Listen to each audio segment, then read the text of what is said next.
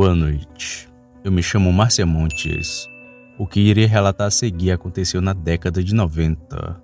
Nessa mesma época eu morava em Nova Iguaçu, em um bairro chamado Cobrex, que não era tão habitado assim.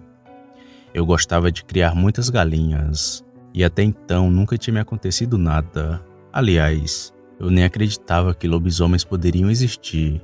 Para mim era só coisa de folclore brasileiro, até que numa noite isso mudou.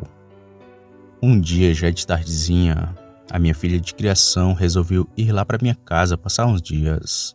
E eu fiquei muito alegre com isso. Então, assim que chegou a noite, jantamos e logo fomos dormir. Mas quando foi de madrugada, comecei a escutar as galinhas cacarejando. Criávamos muitas galinhas de várias raças, mas até então não me importei tanto, pois estava meio adormecida. Foi quando a minha filha disse para meu esposo que tinha alguém roubando as galinhas. Só então que todos da minha casa se acordaram. Bem, eu tinha uma varanda que era uma divisória para o quintal, lugar esse onde ficava o chiqueiro desativado, onde muitas galinhas ficavam ali, e outras em cima das árvores. Então resolvemos ir até o quintal, e o meu marido ainda disse assim: "É hoje que eu pego quem rouba as minhas galinhas." Eu até respondi ele dizendo que devia ser alguns garotos, porque lá ficavam alguns andando de noite. Com isso nós olhamos pelo quintal e não vimos nada aparentemente. Só então que fomos até o chiqueiro desativado, lugar onde elas ficavam agachadinhas. Foi então que me veio a ideia de botar a cara dentro do chiqueiro, e assim que coloquei a cabeça lá, eu dei um salto para trás, pois vi um vulto preto ali dentro, e no reflexo acabei pulando para trás. Aquele bicho estava com uma de minhas galinhas na mão. Eu estava armada com um pedaço de madeira, mas não tive nenhuma reação. Fiquei perplexa ao ver aquele cachorro enorme na minha frente, com aqueles dentes pontiagudos e olhos vermelhos. Aquele bicho não fazia nada com meu marido. Ele só olhava fixamente para mim, além de não fazer nenhum som e não fazer nada. Só estava parado, olhando para mim, mostrando aqueles dentes enormes. Fiquei apavorado com aquilo e perguntei ao Senhor dentro de mim como eu sairia daquela situação. Nessa época eu era cristã e foi aí que escutei aquela voz, pedindo para eu clamar pelo sangue de Jesus. E não sei de onde tirei forças e gritei alto e em bom tom: "Tu vais sair daí em nome do Senhor, pois o sangue de Jesus tem poder."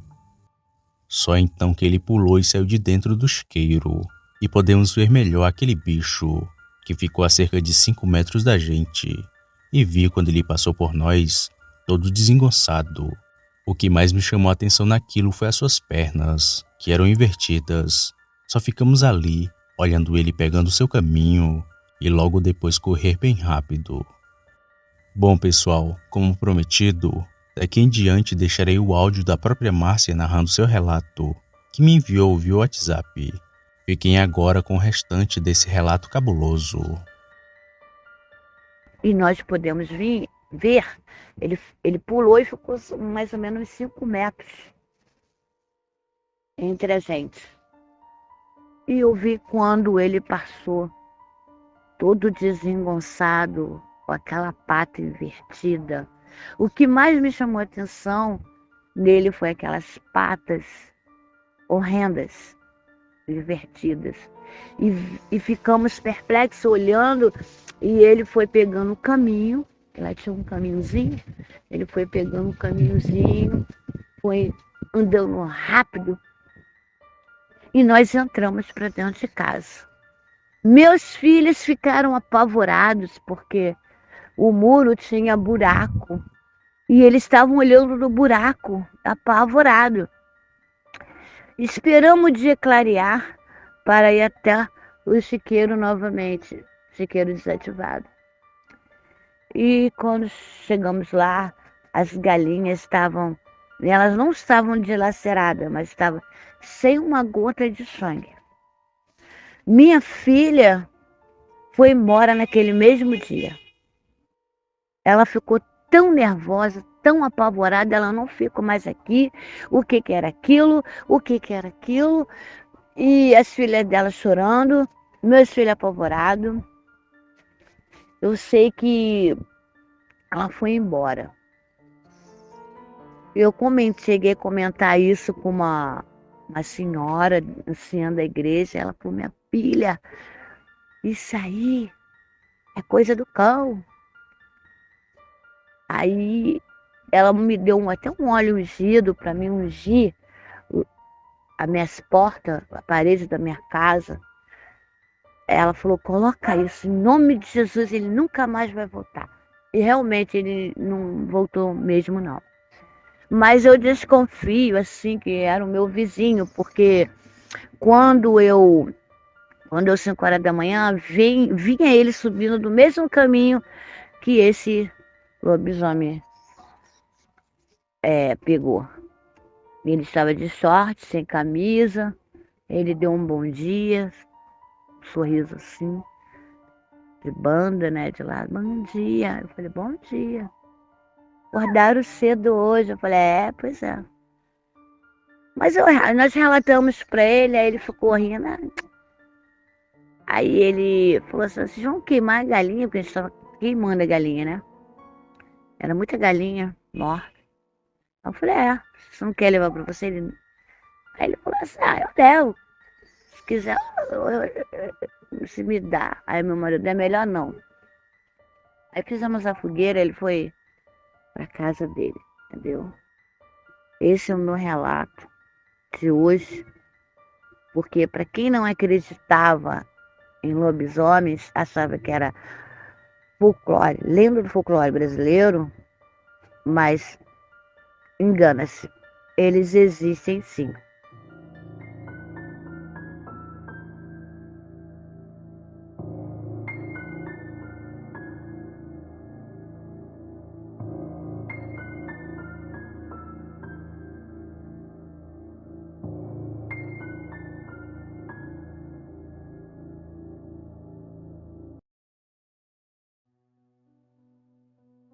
Boa noite. Vou contar um relato que aconteceu comigo. Atualmente moro em Parnaíba, que fica no Piauí. Tenho 19 anos, porém isso que vou relatar aconteceu quando eu tinha meus 15 anos. Esse caso aconteceu numa região rural do Pará. Não lembro o lugar direito por fazer muito tempo. Eu estava em casa normalmente jogando no meu PlayStation 2, quando alguém bateu no meu portão. Me levantei e fui ver quem estava ali, e eram meus amigos, que já foram logo dizendo: e aí, cara, beleza? Nesse final de semana a gente está indo para um sítio. Ele fica a uns 16 quilômetros daqui, é do avô do Bruno. Eu sabia daquele sítio que era do avô do Bruno, um amigo meu, e por conta do avô dele ser debilitado de saúde, praticamente abandonou o sítio. Na hora eu aceitei o convite.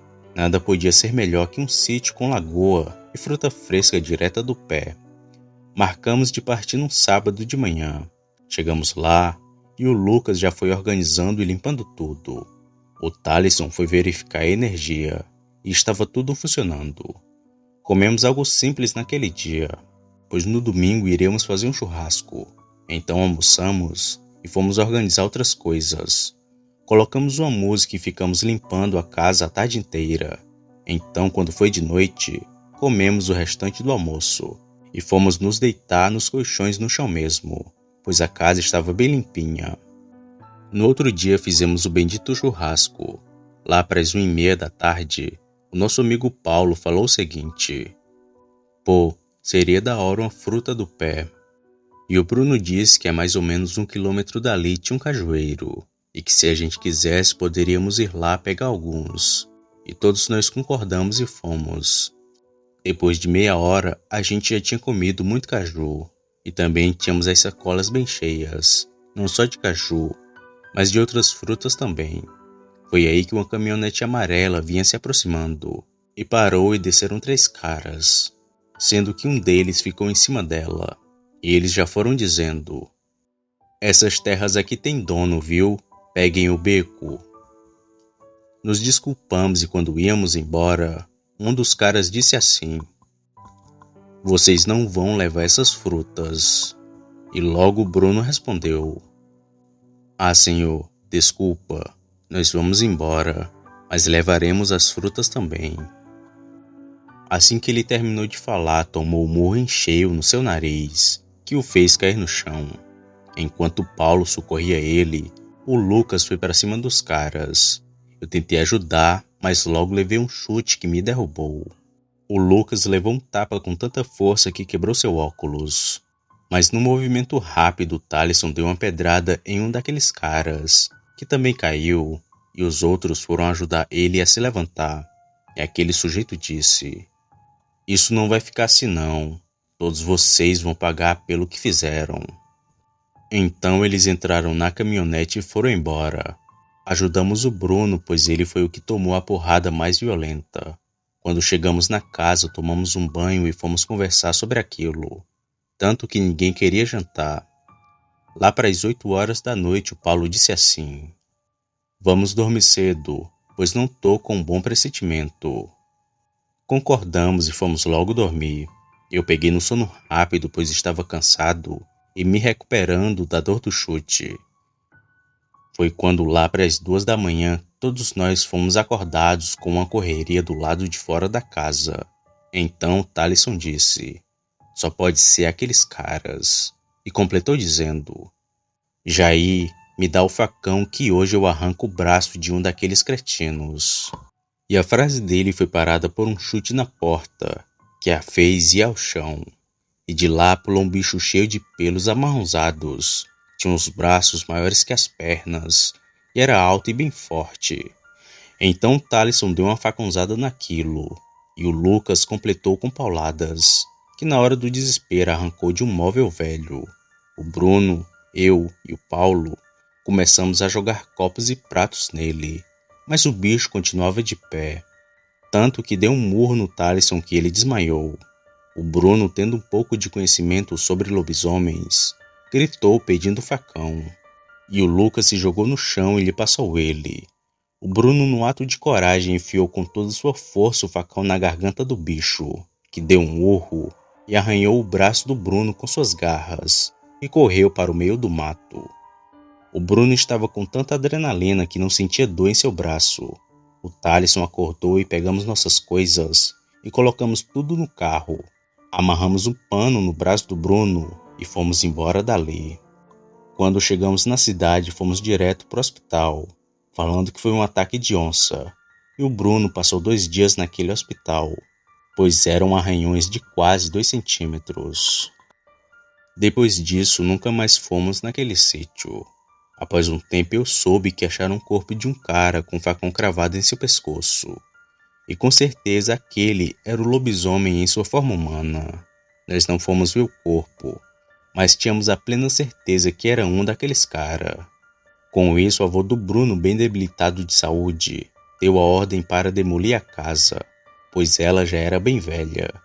E depois disso me mudei para o Piauí. Ainda hoje continuo falando com meus amigos de lá, porém, nunca mais fomos para a zona rural. Boa noite.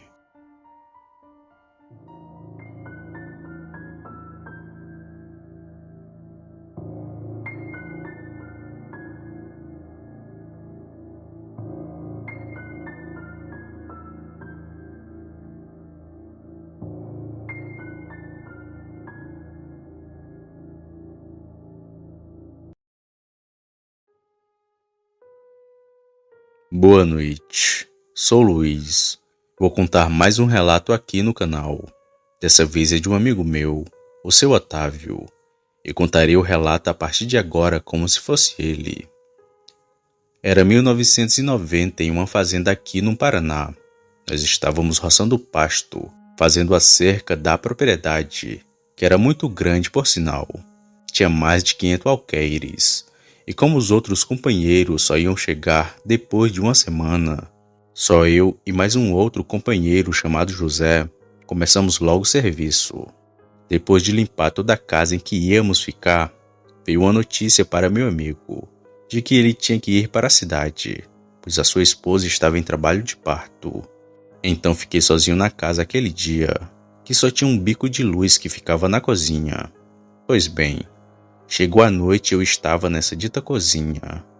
Na hora em que fui para o meu quarto descansar, O assoalho levantou do nada. E detalhe, as casas antigas de madeira eram bem fortes. Assoalhos pregados em toras de peroba. Não estava empenado, e nem uma madeira solta. Bom, estava muito quente naquela noite, mas de repente o ar ficou gelado, e senti uma mão gelada nas minhas costas, que me deu um tapa. Meu cabelo arrepiou, e peguei as velas e acendi em cada cômodo escuro da casa. Mas algo sinistro aconteceu. As velas acendiam e apagavam. Então corri para meu quarto e acendi 2 velas. Foi quando me deitei na cama que comecei a ouvir lá fora algo socando no pilão. Aquilo durou muito tempo, até que enfim parou. Mas quando achei que tinha acabado, teve uma pancada forte na parede. Naquela noite não consegui dormir de jeito nenhum, e as coisas estranhas continuaram a acontecer. Só no outro dia pela tarde que o José voltou. Contei para ele tudo o que tinha acontecido, mas o José não acreditou em nada que eu disse. Ainda debochou dizendo: "Tenho uma cartucheira carregada. Qualquer coisa eu taco fogo na assombração." Mas ele não fez nada disso. O tempo passou e a noite novamente chegou. E fui para meu quarto, e o José escolheu um quarto perto do corredor. Foi quando a mesma coisa do dia anterior aconteceu. O barulho de socar o pilão. O José abriu a janela e clareou com a lanterna a mão do pilão, que levantava e batia sozinho. Quando ele viu aquilo, ficou branco igual farinha de trigo. Rapidamente fechou a janela e já deram uma pancada forte na parede. Ele correu até meu quarto desesperado me chamando. Perguntei o que estava acontecendo e, assustado, ele me disse: "Você não ouviu?" E eu disse que não tinha ouvido nada. Foi então que ele me contou tudo. Bom, depois de uma semana o pessoal já estava na casa também. Contando com a gente, tinha mais de 6 pessoas. E depois de mais um dia de serviço, fazendo cerca e roçando pasto, eles tiveram uma ideia muito absurda: caçar na quaresma. Eu ainda avisei que na quaresma não se pode fazer tal coisa, mas nenhum deles me deram atenção. E para não ficar sozinho na casa assombrada, eu resolvi ir junto com eles. Depois de passar por um lugar cheio de espinho arranha-gato, faltava poucos metros para chegar na selva de bichos. Foi quando algo sinistro aconteceu naquele lugar. Nós vimos uma luz forte em volta de um toco, e um deles disse: "Deve ser alguém caçando em nossa selva. Vamos lá expulsar." Mas quando chegamos perto desse toco, não tinha nada lá. Estava tudo normal. E o mais que depressa fomos para casa. Esse foi o relato do seu Otávio, que me contou e agora contei para vocês. Espero que tenham gostado e uma boa noite a todos.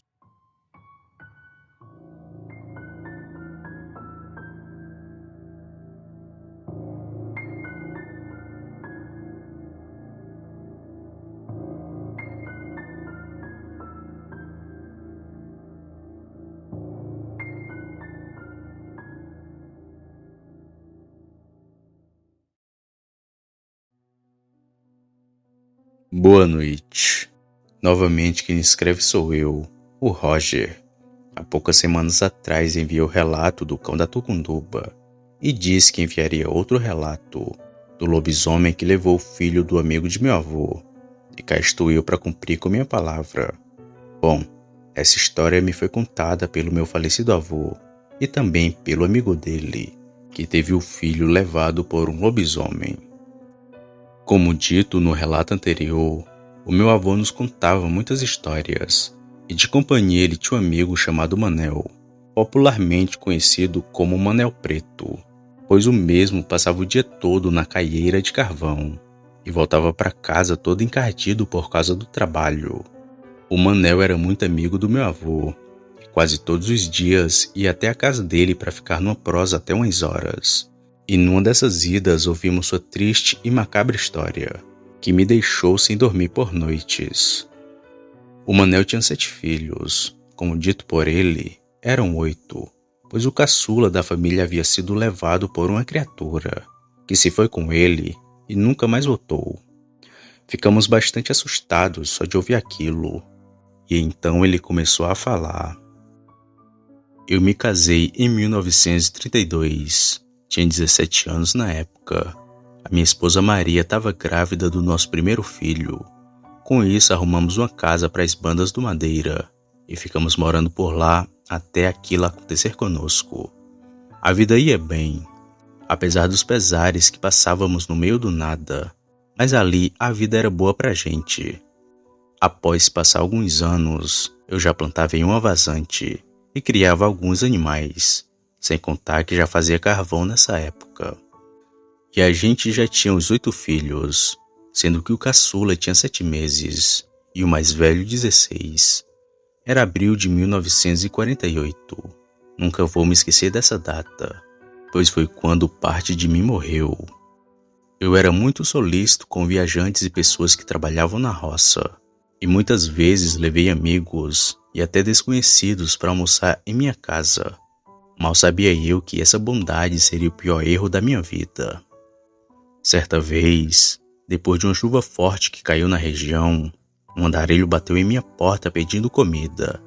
De pronto pedi para minha mulher trazer um prato de feijão com farinha e dei ao homem, que comeu tudo lambendo os beiços. Aquele sujeito, apesar de ser estranho, não me pareceu ser uma má pessoa. Era tão magro que se viu os ossos da face. Pedia que nem carniça, mas era muito conversador. E nem me toquei que ali ele já estava pondo o seu plano macabro em prática. O homem perguntou se eu era o dono da casa. Perguntou dos meus filhos e que horas eu trabalhava. Inocentemente respondi tudo a ele. Já perto do anoitecer, o homem foi indo embora. Eu ainda ofereci estadia para ele naquela noite, mas o sujeito parecia apressado. Pegou uma mão cheia de farinha e uma rapadura que dei e saiu rumo da estrada de terra que tinha perto da minha casa. E nem dei tanta atenção assim, pois nada tinha me acontecido. Então o tempo foi se passando, e depois de uma semana, um dos meus meninos amanheceu doente. O menino estava esmurecido, com os olhos fundos, e sem comer e nem beber. Temendo pela vida dele, eu fui até um rezador que tinha na região, mas isso já era final de tarde. Nem me dei conta que minha esposa ia ficar sozinha com os nossos filhos, mas ali, na hora da emoção, eu só peguei a carroça e saí. A viagem para a casa do rezador foi em torno de 2 horas, tanto de ida como de vinda. Mas nesse meio tempo já era tarde. Aquele demônio já tinha atacado a minha casa.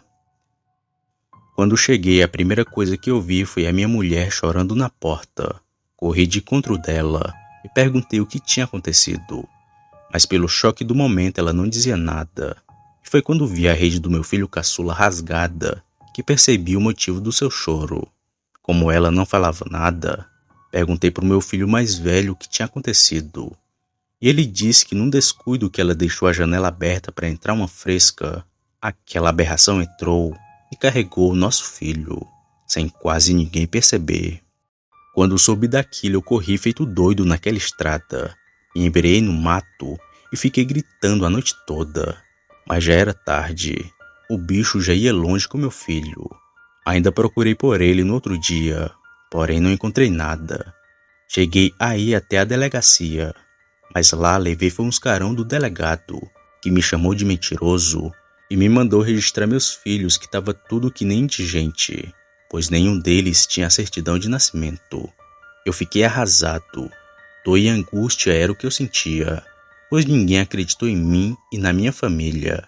E por anos afoguei o luto no álcool, sempre procurando pelo sujeito que bateu em minha porta naquele dia, pois ele, com certeza, era um lobisomem. Vivi lá pelo Madeira por mais uns 3 anos, até não aguentar de tristeza, ir para Juazeiro e registrar os meninos, e logo depois vim morar aqui, onde estou até hoje.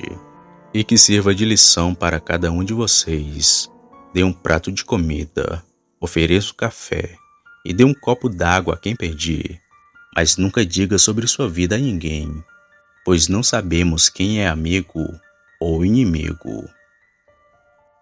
O seu Manel Preto se encheu de lágrimas quando contou esse caso, que apesar de não ter tantos detalhes de como foi, marcou muito em minha vida, pois de noite eu tinha o hábito de abrir a janela para entrar uma fresca, mas depois que eu vi aquela história, Eu ficava com calor, mas nunca mais abri a minha janela.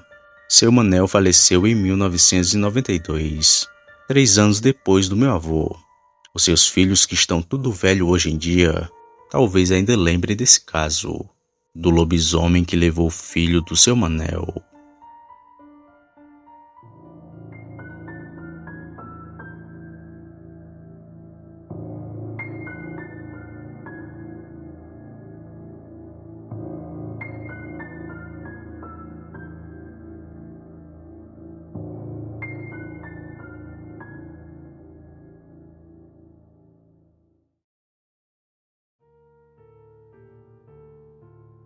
Boa noite.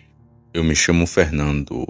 O relato que irei contar passou de geração a geração em minha família, pois foi algo que aconteceu com meu bisavô, que contou ao meu avô, que contou para meu pai, e ele contou para mim. E essa história aconteceu quando meu bisavô tinha acabado de se casar com minha bisavó, pois os dois juntos viram aquele ser. A minha família sempre viveu da roça. Nós criamos vacas, carneiros, porcos e galinhas para consumo próprio mesmo. E não é diferente hoje em dia, pois eu também crio animais. Mas isso se deu lá em 1954, com o meu bisavô, que quando se casou com minha bisavó, ganhou do pai dela uma fazenda bem grande com algumas cabeças de gado, além de uns porcos para os dois terem como se manter. Mas só que o meu bisavô não conseguia dar conta da fazenda inteira, pois ela era muito grande, e por isso ele vivia contratando gente para ajudá-lo. Mas pelo trabalho ser pesado, era difícil alguém durar, pois tinha que cuidar dos animais o dia inteiro. Mas teve um homem que aguentou o tranco, e foi justamente esse homem que virou um pesadelo na vida de meus bisavós. Esse homem, quando chegou, dizia que era ali da região mesmo, mas que depois do ocorrido foram saber da família dele, mas ninguém encontrou nada. Ele era um total estranho. Esse homem soube que estavam contratando o caseiro na fazenda e foi lá atrás de saber do emprego, pois tinha salário, comida e ainda moradia. Era a oportunidade perfeita para quem não tem nada, e foi tudo nos conformes. O homem trabalhava bem e nunca deu trabalho. Só que depois que meu bisavô contratou esse homem, coisas estranhas começaram a acontecer. Primeiro foram algumas galinhas que amanheceram mortas, mas dava para explicar tal fato por conta das raposas, que tinha muitas por ali. Só que os porcos e os bezerros também começaram a amanhecer mortos, todos esquartejados. Foi aí que meu bisavô chamou o caseiro para ficar de guarda com ele. Porém, sempre que chegava a noite de quinta para sexta, o homem inventava uma febre ou uma dor de dente para não ficar vigiando. E justo na noite em que eles não ficavam de vigília, a matança continuava. Foi então que meu bisavô, junto de minha bisavó, resolveram ficar de tocaia por conta própria, para ver se pegava o bicho que estava fazendo aquilo. Sendo que nessas alturas eles já estavam suspeitando do homem, que estranhamente não queria de jeito nenhum vigiar nas quintas-feiras. Foi então que em uma noite de quinta para sexta, novamente eles convidaram um caseiro para ficar de guarda, mas como de sempre, ele se negou. Disse que estava se sentindo mal. Meu bisavô falou que estava tudo bem e que podia deixar para outro dia, e disse que iria dormir. Só que ele não foi. Ficou acordado debaixo do alpendre com a espingarda em sua cadeira. E então o tempo foi se passando, até que deu meia-noite em ponto, hora em que o caseiro saiu correndo de sua casa, indo para a pocilga dos porcos. Foi então que meu bisavô esperou ele entrar e foi atrás para saber o que aquele homem iria fazer ali àquela hora. Quando ele chegou na pocilga, o homem não estava lá, só tinha uns porcos. Mas meu bisavô foi contar e tinha 9 porcos e não 8, que eram os porcos que restaram. E foi nessa hora que aquele bicho deu as caras. De repente, um dos porcos ficou de pé, como um homem, e era muito mais alto que meu bisavô. Ele, vendo o estranho ser, deu um tiro no bicho, que soltou um grunhido de porco misturado com um ronco muito alto e bem feio. Aquilo correu para cima de meu bisavô, só que minha bisavó estava perto e também atirou na criatura, que com 2 tiros saiu correndo de 4 que nem um cavalo. E deu para perceber que metade daquela coisa era gente e a outra era porco. E mesmo com medo, eles seguiram um rastro de sangue do bicho e o encontraram morto em uma estrada de terra que tinha ali, próximo da fazenda. Mas ele não era mais aquele ser. Aquela besta era o caseiro da fazenda. De fato, era ele quem virava bicho. E juntos os meus bisavós mataram ele. Foi então que meu bisavô chamou a polícia e contou tudo a eles.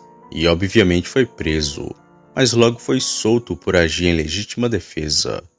Pois enquanto aquele homem era aquela besta, havia mordido seu braço, sem contar que nem na delegacia haviam encontrado rastros daquele homem, e o mesmo foi enterrado como indigente. Eu não cheguei a conhecer os meus bisavós, pois eles morreram quando eu nem tinha nascido, mas sei que eles foram bastante corajosos de enfrentar aquela besta sozinhos. E até hoje essa história é contada em minha família, do homem que virava um porco. Se você chegou até aqui, significa que gostou do vídeo ou que me aturou por longos minutos. Mas se tiver gostado, eu convido a se inscrever no canal, apertando no botão vermelho abaixo.